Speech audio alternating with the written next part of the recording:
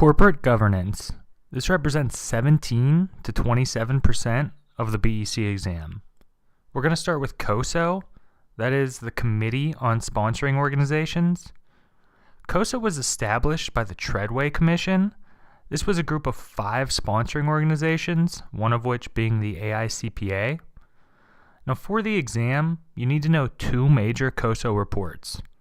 The first report is Internal Control Integrated Framework, and the second report is Enterprise Risk Management, aligning risk strategy and performance. So 1 report about internal control and 1 report about enterprise risk management. First, we'll talk about Internal Control Integrated Framework. In this report, internal control is defined as a process affected by management to have reasonable, not absolute, assurance that the 3 internal control objectives are achieved. Now, when you think of Internal Control Integrated Framework, I want you to think of 3, 4, 5. That is, there's 3 internal control objectives. There's 4 organizational levels to which the report applies, and there's 5 internal control components.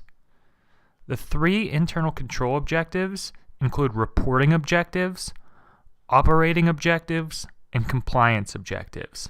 So you can think of the acronym ROC, R-O-C, R, reporting, O, operating, C, compliance.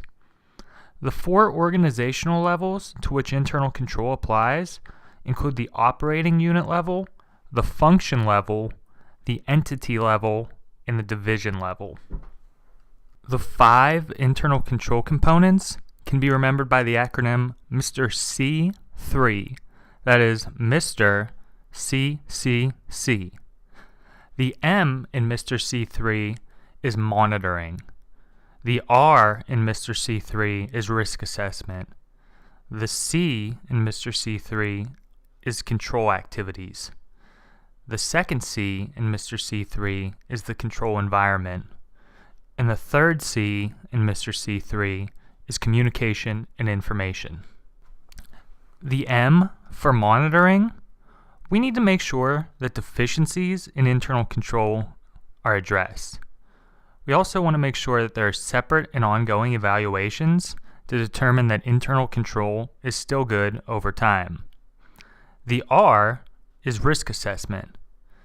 We want to make sure that fraud is considered, that we analyze, identify, and manage risk, that risk objectives are created, and that we have change management. The first C is control activities. We need to make sure that we have appropriate control activities selected and implemented. This also would include technological controls. The second C is the control environment. This is the most important component of internal control. It's the foundation of internal control. We need to make sure that the board of directors is independent from management. We also have to make sure that the board oversees the development of internal control. Toward this end, we want to have a commitment to competence. That is, we hire good people, we fire bad people, we keep people that are helping the organization and our internal control goals. And we also want to have a commitment to ethics and integrity. This starts with the tone at the top. Additionally, everyone should be accountable for their internal control role, and management, with the board overseeing, should develop reporting lines, authority, and organizational structures to achieve the internal control goals. The third C is communication and information. We need to make sure that we have good internal and external communication and information in the organization as it relates to internal controls. Further, we need to make sure that we use and obtain relevant information.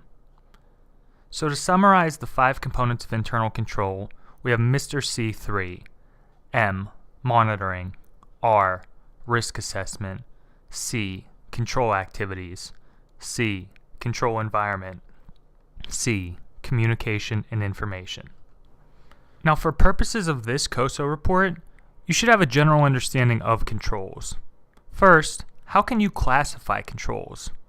Well, you have general controls, which apply to the system as a whole. You have application controls, which apply to a specific application. You have preventative controls, which stop a risk before it happens. You have detective controls, which detect a risk when it happens.